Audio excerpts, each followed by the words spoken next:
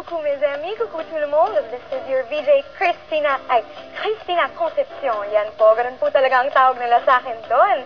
Pero dito sa Pinas, Casey for kasi cool, o diba? Alam niyo ba, ang mga secrets that I learned from Paris?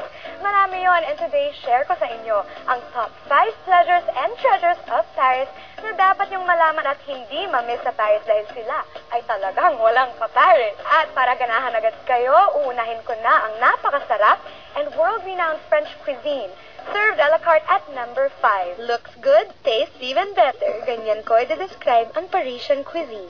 Bukod kasi sa fresh ingredients na ginagamit nila, hindi rin sila papaawat sa presentation ng food.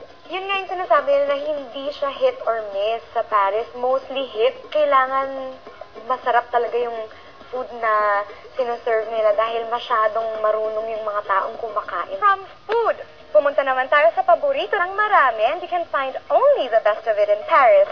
I'm talking about fashion and shopping at number 4. Dito sa Paris, mabibili mo ang best budget buys sa mga naglalakihang street markets.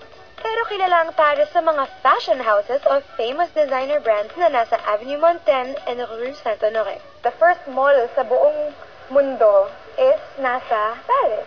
Pero before pa nung mga mall, ayan, meron sa maliliit na tindahan. At alam nyo ba na dito sa Paris na imbento ang window display at window shopping? Dati, papasok ko sa mga kung nagtitinda ng appliances or something.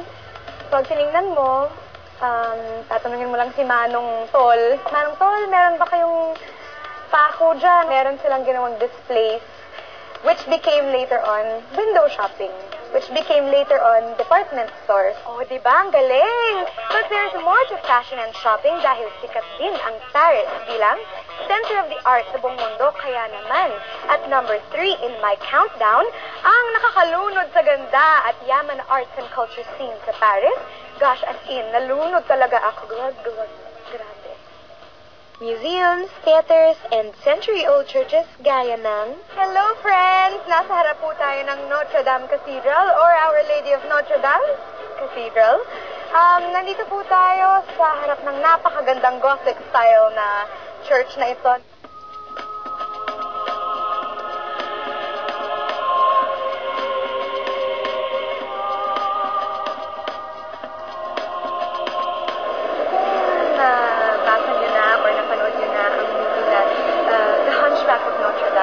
Dito po ang setting nun. Nandito po tayo sa Notre Dame Cathedral. And Notre Dame in English means Our Lady. Merong mga sculptures dito na nakaukit dito sa dingding, sa building na to, na usually dapat usayata at mga tao, pero wala na silang ulo. So, tatawa lang ako kung bakit beheaded na silang lahat. Siguro kinukuha pa para gawing souvenirs.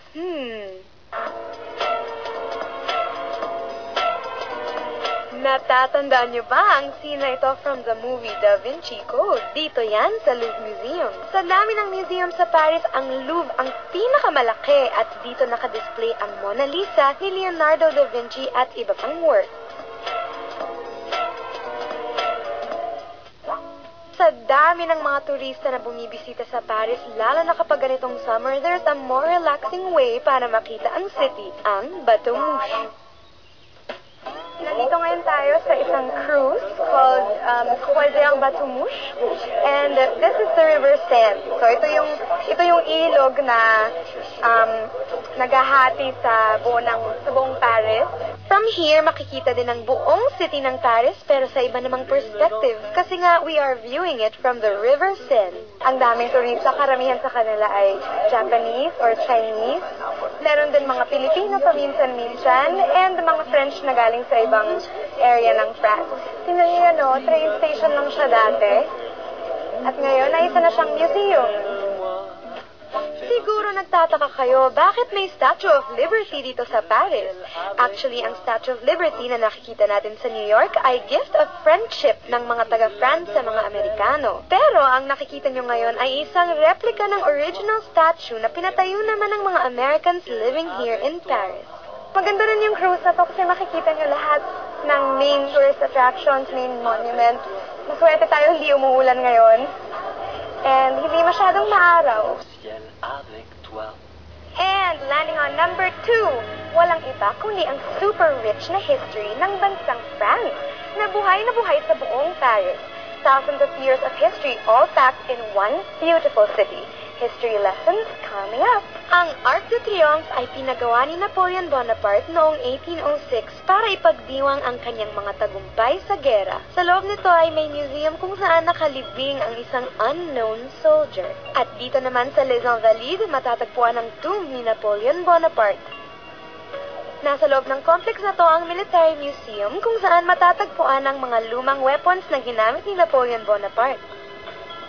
Isa sa mga pinaka-historical landmarks dito sa Paris ay ang Place de la Bastille kung saan nakatayo dati ang Bastille Castle. Ngayon, ang Colonne de Juillet o ang July Column ay nakatayo sa gitna ng Place de la Bastille. Ang Place de la Concorde naman ay isang napakaganda at malaking rotonda o plaza. Pero dito nangyari ang guillotine o ang pag-behead kay King Louis XVI at Queen Marie Antoinette during the French Revolution. And occupying the super top slot, the pinaka-pleasure and treasure of Paris, believe it or not, ay ang mga taong makakatagpo ninyo sa city na ito. Lahat ng klaseng tao from every part of the world nandito at may kanya-kanyang makukulay na eksena. So here's number 1 on my list. Ang mga French daw, snobbish at grumpy? Hindi naman. Individualistic lang sila, palaisip at marunong gumawa ng sarili nilang mundo. Sabi nila ang Paris ay the most romantic city in the world dahil siguro ito sa napaka-romantic nilang language na binibigkas mo pa lang, mai-in-love ka na. Kaya bilang mga tao, ganun din sila. And lastly, artistic din sila at weird mag-isip pero productive yung pagka-weird nila. Lagi silang inspired sa lahat ng magagandang bagay at lugar na nakikita nila sa Paris. And there you have it, friends. Sana marami kayong natutunan about the city at sigurado akong pag napunta kayo ng Paris para mag-aral, magtrabaho, mamasyal, your experience will be pleasurable and treasurable 5 times over.